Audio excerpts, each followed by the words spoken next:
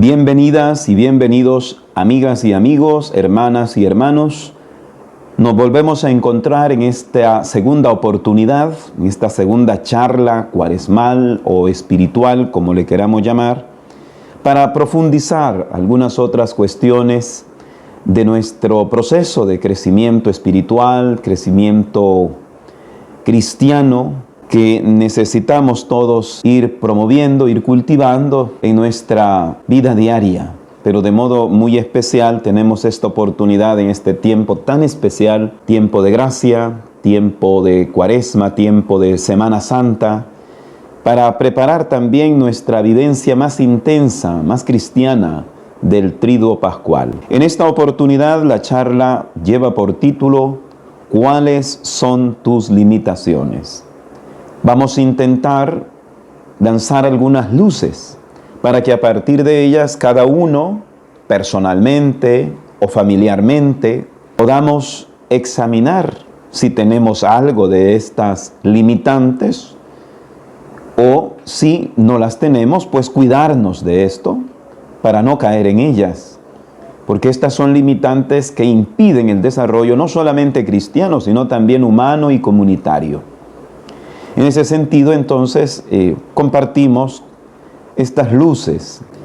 Vamos a ponernos, pues, en las manos del Señor, que Él nos dé su Santo Espíritu, para que esta palabra no solo sea una meditación meramente racional y meramente humana, sino que sea inspiración del Espíritu y que nos ayude a comprender las cosas como Dios quiere.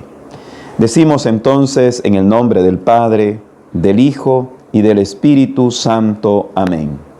Señor Dios Todopoderoso, dador de toda sabiduría y fuente de la misma, te pedimos que nos envíes tu Espíritu para que nos asista y podamos llegar a discernir y descubrir qué es lo que es grato a tus ojos, qué es tu voluntad, y así podamos cumplir tus mandamientos con la sabiduría que procede de ti. Dios Todopoderoso, concédenos a nosotros y a todos los cristianos del mundo vivir estos días tan santos con un corazón bien dispuesto como el de María Santísima, para que así el Espíritu Santo llegue a hacer la obra en cada uno de nosotros. En el nombre del Padre, del Hijo y del Espíritu Santo. Amén. María, trono de la sabiduría, ruega por nosotros. Comenzamos entonces esta segunda charla cuaresmal, esta segunda charla espiritual, titulada ¿Cuáles son tus limitaciones? Pues bien, hemos dicho que vamos a lanzar algunas luces para examinar ¿cuáles pueden ser nuestras posibles limitaciones? Cada uno responderá si las tiene o no. La primera limitación que afecta al ser humano y al creyente o a las comunidades cristianas es vivir sin un proyecto y finalidad. Cuando el creyente, cuando la persona humana no tiene claridad en su proyecto, en la proyección hacia futuro, lo que quiere lograr en el futuro, en su vida personal, familiar, el proyecto comunitario que ha de tener cada comunidad para no hacer solamente de modo automático lo que hace. Y una finalidad también muy clara. Claro, la gran finalidad es llegar a ser santos. Que todo lo que vayamos alcanzando nos ayude a ser santos. Pero ¿cómo lograr esa santidad? Entonces, primero hay que elaborar otros pasos que nos ayuden de alguna manera a poder alcanzar en el futuro ese crecimiento y esa finalidad máxima.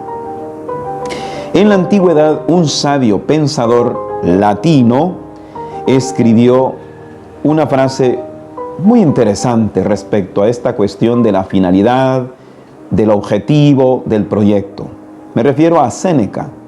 Séneca tiene una obra titulada Cartas de Séneca a Lucilio, En la carta número 71 encontramos esta frase: ningún viento será bueno para quien no sabe a qué puerto se encamina. Vuelvo a repetir: ningún viento será bueno para quien no sabe a qué puerto se encamina. Cuando no hay claridad de lo que se quiere, perdemos el rumbo y, como dice el apóstol San Pablo, somos confundidos por cualquier clase de doctrina. Somos como veletas que las mueve el viento hacia un lado y hacia otro, porque todo parece igual, no hay nada bueno. Cuando la persona, cuando una comunidad, cuando un movimiento, cuando un apostolado pierde su proyección, pierde su propia finalidad, entonces ha perdido el rumbo. Pero esto que nos dice este pensador no cristiano también aparece de algún modo en la Sagrada Escritura. Ya San Pablo, en la carta a los Filipenses, capítulo 3, versículos del 12 al 15, dice lo siguiente: esto no quiere decir que haya alcanzado la meta ni logrado la perfección, pero sigo mi carrera con la esperanza de alcanzarla, habiendo sido yo mismo alcanzado por Cristo Jesús. Hermanos, yo no pretendo haberlo alcanzado. Digo solamente esto: olvidándome del camino recorrido, me lanzo hacia adelante, corro en dirección a la meta, para alcanzar el premio del llamado celestial que Dios me ha hecho en Cristo Jesús. Así debemos pensar lo que somos maduros. Y si en alguna cosa ustedes piensan lo contrario, Dios los iluminará. De todas maneras, cualquiera sea el punto a donde hayamos llegado, sigamos por el mismo camino. Hasta ahí el texto de Filipenses 3, del 12 al 15. San Pablo habla de la meta. San Pablo habla de seguir adelante. San Pablo tiene clara su meta, tiene claro su proyecto de vida. Por eso es un hombre que va a llegar a decir también aquellas otras palabras: ¿quién nos apartará, en Romanos capítulo 8, del amor de Dios? Pero todo esto lo dice y lo vive el apóstol sobre todo porque tiene clara su meta, tiene clara su finalidad, su proyección. Sabe qué quiere alcanzar, sabe de qué se quiere alejar. Cuando una comunidad no tiene clara su proyección de vida, su proyección de existencia, cuando una persona, cuando una familia pierde su meta, esto dificulta muchísimo el avance en su crecimiento, en su desarrollo. Si es una persona, deja de crecer, porque se va a conformar con lo que ha logrado, se va a conformar con lo que le salga. No cultiva su propia personalidad, no cultiva su propia espiritualidad, porque no tiene una meta clara. ¿A dónde llegar? Entonces, muchas veces vivimos nuestra vida así, en modo automático. No tomamos conciencia hacia dónde vamos.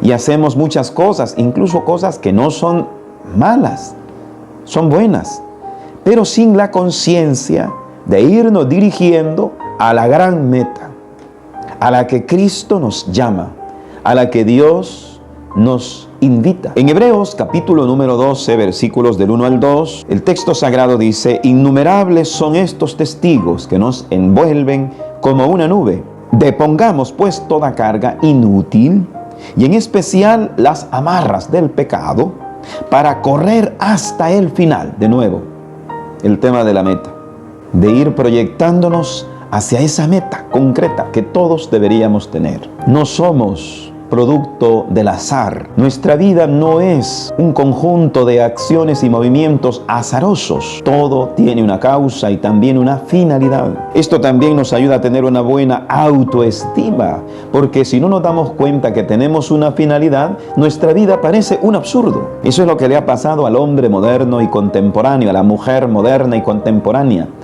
Muchas veces pierde la finalidad, pierde su proyecto de vida. Y cuando el ser humano no sabe discernir y descubrir cuál es su finalidad en este mundo, entonces su vida no tiene sentido. La vida es un hastío. Su autoestima también es muy bajo. La persona, hombre o mujer, que no tiene clara su finalidad, su propósito en este mundo, al final también pierde su alegría. Todo le hastía, porque los fines que encontramos en este mundo son muy caducos, muy limitados. Yo puedo ponerme a estudiar, pero luego que estudio, pues puedo ganar dinero, sí, pero después que gano dinero, pues me compro casa, carro, pero después de eso, ¿qué hay? Si las finalidades más grandes son solo las que podemos lograr en esta tierra, en esta historia, pues nuestra vida al final será muy sosa, muy vacía de contenido. Porque todas esas finalidades, por muy nobles que sean, no llenan. La finalidad única que llena de modo pleno es la meta de la que nos ha hablado el apóstol a través de Filipenses 3, a través de la carta a los Hebreos, también la Sagrada Escritura, y es Cristo mismo, la unión con Dios, la plenitud con Él y el desarrollo de nuestras potencialidades humanas. Entonces, cuando no se tiene ninguna finalidad clara o una proyección, no se sabe quién es uno. Y cuando no se sabe quién es uno, uno no se valora. Y todo le frustra y todo parece decadencia, todo parece sin sentido. En segundo lugar, otra limitación es vivir sin reglas en nombre de la libertad. Esto es muy de nuestra época. En nombre de la libertad, muchos propugnan que no haya ningún tipo de norma, ningún tipo de ley, ni moral, ni judicial, ni social, porque se entiende la libertad como la absoluta capacidad de elección, cosa que no es la libertad, pero en muchas ocasiones así se entiende en nuestras sociedades de hoy. Para ello, para iluminar esta situación difícil que limita nuestro desarrollo también personal y nuestro desarrollo espiritual, vamos a detenernos un poco en el libro de Daniel, capítulo número 5, versículos del 1 al 8. Resulta que en este texto de Daniel 5, del 1 al 8, se nos narra la historia de un rey llamado Belsasar, que dio un gran banquete, nos dice Daniel 5:1, para miles de sus altos funcionarios, y ante esos miles de invitados se puso a tomar vino. Después de haber probado el vino, Belsasar ordenó que trajeran los vasos de oro y de plata que su padre Nabucodonosor había sacado del templo de Jerusalén. Miren qué interesante. En Jerusalén, cuando Nabucodonosor conquistó, pues expropió o quitó todos aquellos tesoros que tenía el templo. Y en esta oportunidad el que le sucedió a Nabucodonosor va a hacer algo que no tendría que haber hecho. Nabucodonosor fue muy sanguinario, sin duda alguna, pero al menos respetó los vasos sagrados del templo. En cambio, aquí vamos a ver que el rey Belsasar no va a respetar tal cosa. No le importa que sean vasos dedicados al Dios verdadero. Y va a tomar esos vasos como cualquier otro tipo de vaso. Y se va a emborrachar a través de esos vasos. Vamos a escuchar qué es lo que pasó. Después de haber probado el vino, Belsasar ordenó que trajeran los vasos de oro y de plata que su padre Nabucodonosor había sacado del templo de Jerusalén. Tanto el rey como sus altos funcionarios, sus mujeres y sus concubinas querían beber en ellos. Trajeron pues los vasos de oro que habían sido robados del templo de Dios en Jerusalén.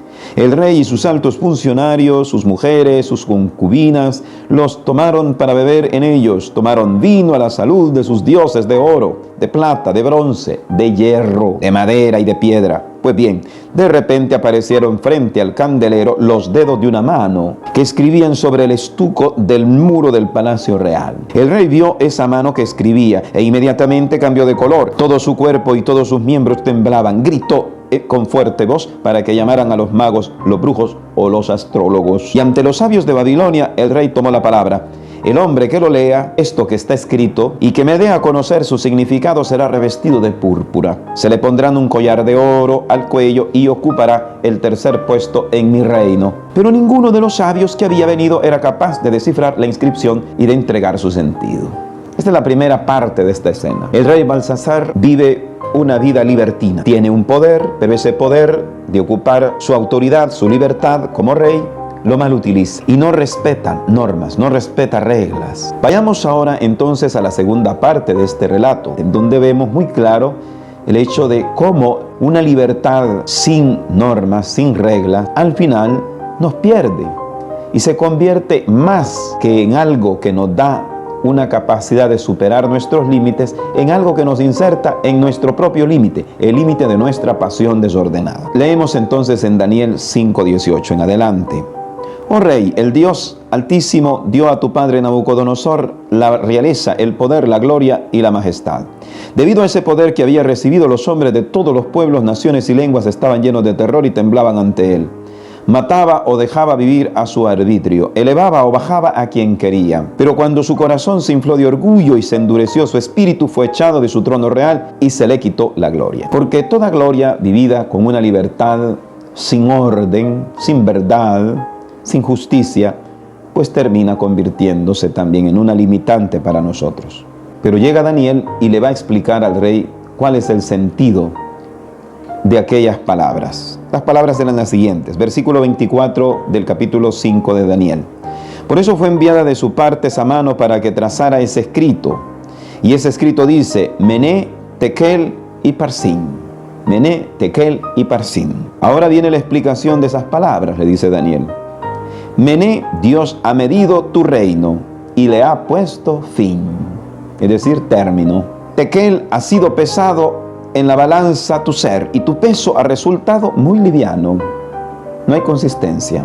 Parsin, tu reino ha sido dividido y dado a los medos y a los persas, la destrucción del reinado de Belsasar. Entonces Belsasar ordenó que se revistiera de púrpura a Daniel, que le pusiera en el cuello un collar de oro, que se proclamara que de ahora en adelante era el tercer personaje de su reino. Pero esa misma noche el rey caldeo Belsasar fue asesinado. El rey Belsasar ya no continuó reinando. Hizo lo que quiso, pero al mismo tiempo se limitó en su vida. Terminó perdiendo la vida. Una libertad mal utilizada nos hace perder la propia vida. Porque vivir sin reglas en nombre de la libertad es un límite para el desarrollo. Eso no es plena libertad. Eso es traicionar nuestra propia libertad. Cuando no obedecemos las normativas de Dios, de la naturaleza, de nuestras comunidades, sobre todo esas normativas que están para desarrollarnos auténticamente como seres humanos, al final lo que terminamos es dañándonos, poniéndonos aún más límite. Otra realidad que nos puede limitar, otra vivencia que nos puede limitar es idolatrar el propio cuerpo y, por qué no decirlo, nuestra dimensión sexual. Vivimos también en un tiempo que parece idolatrar al cuerpo, idolatrar al placer sexual. Pareciera que es lo máximo, que no hay vida humana si no hay exaltación del cuerpo y de la vida sexual. El segundo libro de Samuel, en el capítulo 11, versículos del 2 al 5, nos narra una historia de cómo cuando nos dejamos llevar por el impulso de nuestro cuerpo, o los bajos instintos, como se suele decir, terminamos limitando demasiado nuestro propio ser también. Una tarde en que David se había levantado, dice 2 Samuel capítulo 11, versículo 2, de su siesta y daba un paseo por la terraza, divisó desde lo alto de la terraza una mujer que se estaba bañando. La mujer era muy hermosa.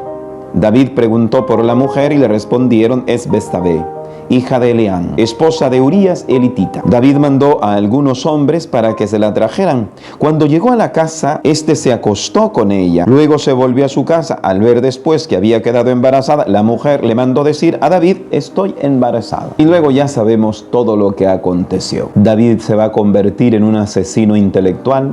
Y este era el rey. Un rey con gran poder, con una libertad que se hacía extensiva de ningún modo a todo su reino, pero que mal utilizando su libertad, porque de algún modo idolatraba su deseo, terminó traicionando también su propia libertad y personalidad.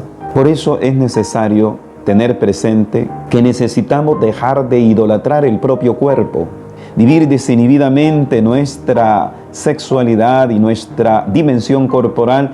No es verdaderamente vivir sin límites, es vivir atados a nuestro cuerpo y a nuestras pulsaciones más básicas. Cuando se da culto excesivo al cuerpo y a la sexualidad en la vida de un ser humano o de una comunidad familiar, esa vida también pierde el rumbo, esa familia también pierde el rumbo.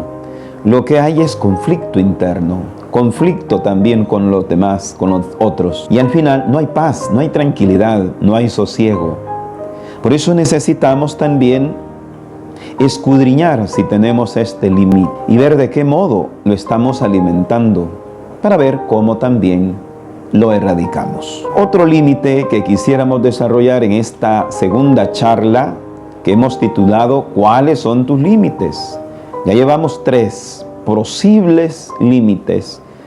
Puede ser que no tengamos ninguno, puede ser que tengamos los 3, pero cada uno a conciencia puede ir examinándose e ir viendo en qué necesita más trabajarse. El cuarto límite es el no saber escuchar consejo. Esto nos limita tremendamente para nuestro desarrollo comunitario, para nuestro desarrollo también personal. Una persona, una comunidad cristiana que no sabe escuchar, y sobre todo que no sabe escuchar el consejo de aquellos que han hecho camino, de los que ven de un modo diferente las cosas, quien cree que lo sabe todo, al final también se limita exageradamente. Quien no sabe escuchar, pues al final tampoco aprende, no sabe aprender. Y quien no sabe aprender, termina también empobreciendo su propia vida, su propia existencia. En el libro del Génesis, uno de los primeros grandes problemas que inserta el pecado original es la falta de escucha atenta de Adán y Eva. Una escucha atenta por lo general se convierte en obediencia. Una escucha atenta también se convierte por lo general en captación de verdad o también en captación de falsedad. Pero cuando no hay una escucha atenta, o bien se rechaza la verdad o bien acogemos el error como que si fuese una gran verdad. En este sentido, entonces, podríamos decir que lo que le pasó a Adán y Eva, según este relato que nos narra Génesis 3, fue una falta de escucha. Escucharon más al demonio que a Dios, porque terminaron obedeciendo nuestros padres primeros al demonio y no a Dios. Pero eso no ha cambiado, sigue siendo así en nuestras sociedades que dicen ser civilizadas, superadoras, según ellas, de todo aspecto religioso, pero no así superadoras de sus propios males, de sus propias dependencias y esclavitudes, porque las esclavitudes de hace 3.000 o 4.000 años, muchas de ellas siguen estando en muchas vidas humanas. En el Salmo 81, versículos del 7 al 15, se nos dice lo siguiente: Yo quité la carga de su espalda, sus manos han dejado la canasta. En la angustia gritaste y te salvé. Te respondí en el secreto de la nube, te puse a prueba en las aguas de Meribá, le dice Dios a su pueblo. Escucha, pueblo mío, te lo advierto, ojalá me escucharas, Israel. No tengas en tu casa un Dios extraño, ni te prosternes ante un Dios de afuera. Yo soy Yahvé tu Dios, que te hice subir de la tierra de Egipto. Abre tu boca y te la llenaré. Pero mi pueblo no me quiso escuchar. No me quiso escuchar. No escuchó el consejo de Dios el pueblo de Israel. No una vez, sino varias veces pasó esto en la historia de Israel.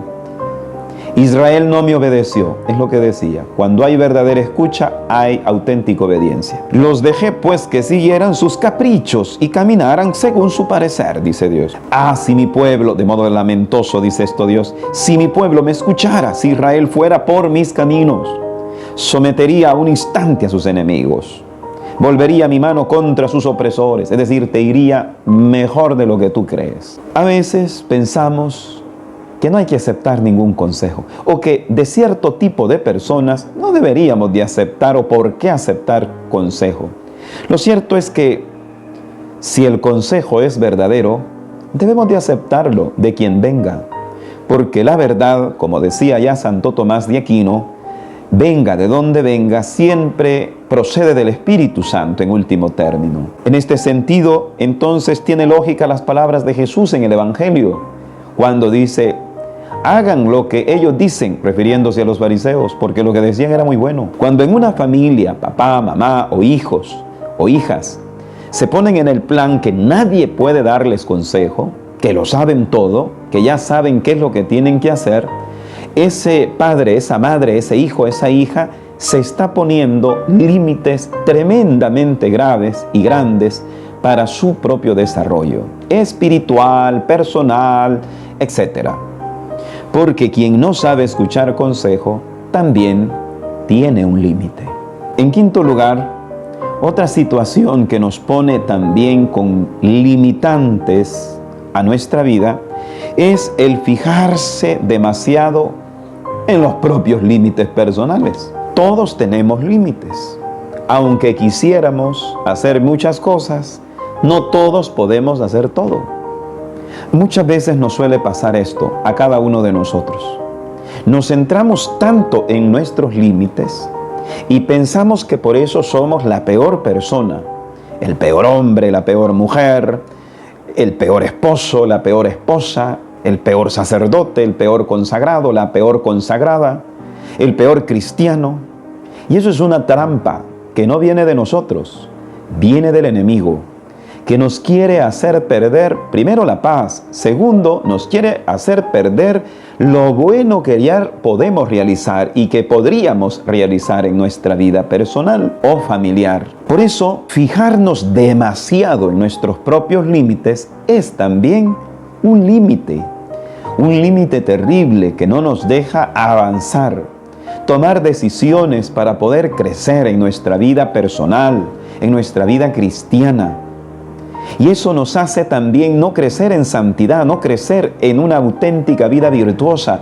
Pero no solamente en ello, también no nos hace crecer en nuestros conocimientos, en nuestras habilidades personales, en nuestros dones, muchos de ellos escondidos, pero que por nuestra limitante, por nuestra inseguridad y por fijarnos exageradamente en nuestros límites, pues ponemos otro límite más. Si hemos dicho que un límite es ese excesivo fijarnos en nuestros propios límites, que todos los tenemos, hemos dicho esto, pues somos humanos, no somos Dios. Pero el error contrario también se puede cometer y se convierte en otro límite. Nos referimos al hecho de fijarnos demasiado en nuestras cualidades y creernos exageradamente por esas cualidades que descubrimos nosotros o que descubren los demás en nosotros. Cuando una persona casi idolatra sus propias cualidades, termina al final también limitándose, no crece, no se deja ayudar. Es conocida la famosa historia en la antigüedad de Narciso, que se consideraba el más bello de todos. Y un día, admirando tantísimo, nos dice la historia, su belleza, se fue a ver en las aguas profundas y terminó casi adorando su propia imagen hermosa y quería casi besarse y amarse a sí mismo, pero en un sentido desordenado, que terminó uniéndose tanto a la imagen que miraba en el agua que se hundió y se ahogó. Fijándose tanto en su cualidad, que la tenía probablemente, se terminó limitando su existencia. Pero esto no solamente es parte de la literatura universal, también la Sagrada Escritura lo plantea. Por ejemplo, en Génesis 11:4 se nos narra la historia de la Torre de Babel. Ahí se nos dice que el intento de construir una ciudad y en ella una torre que llegara hasta el cielo era porque querían hacerse famosos aquellos hombres. Hay un afán muy vanidoso, muy fanfarrón de querer alcanzar un nivel de desarrollo, pues, según las cualidades, porque ellos vieron que tenían esas cualidades y que podían hacer esa torre muy grande, muy alta, hasta el cielo, dice, para que seamos famosos. Es decir, famosos, buscan la fama para ser aplaudidos, admirados, pero no en el buen sentido, sino en el sentido de vanidad, de soberbia, de egoísmo. Y eso les pone un límite tremendo, el límite del lenguaje. Entra en ellos el límite del lenguaje, porque hay una fijación excesiva, ya no en los límites, sino que una fijación excesiva en las cualidades positivas. También eso, la fijación excesiva en las propias cualidades o bondades se convierte en un límite para mi desarrollo, para mi propia santidad. Hemos visto estas 6 claves. Necesitamos advertir en cuál estamos fallando, en cuál más, en cuál menos. Si en ninguno, pues bendito sea Dios, pero hay que estar alertas, como el apóstol Pablo nos dice. El que ha caído, que se levante. El que no ha caído, tenga cuidado, no vaya a ser que también caiga. Pues bien, aquí están estas 6 claves. Cada uno, cada una puede examinarse y advertir en cuál está más necesitado de lucha, de cambio, para poder seguir mejorando. ¿Cuáles son tus limitaciones? Ese era el título de nuestra charla cuaresmal de este segundo día. ¿Cuáles son tus limitaciones? ¿Has advertido alguna? ¿Crees que tienes alguna de estas? Si no las tienes, ¿cómo luchas para evitarlas? Son preguntas que podemos hacernos cada uno. Vamos a terminar nuestra charla cuaresmal con una breve oración, poniéndonos en las manos del Señor, para que Él nos anime, para que Él nos dé siempre su fuerza para seguir adelante en nuestra lucha creyente. En el nombre del Padre, del Hijo y del Espíritu Santo. Amén. Te damos gracias, Señor, por esta palabra que nos has permitido reflexionar, considerar y orar. Que ella sea fuente no de frustración para nosotros, ni de tristeza, sino todo lo contrario, de ánimo, de luz, para poder erradicar todo aquello que no es tu voluntad en nosotros y poder llegar a realizar tu voluntad en nuestras personas, familias y comunidades. Te lo pedimos por Cristo nuestro Señor, que padeció, murió y resucitó por nosotros.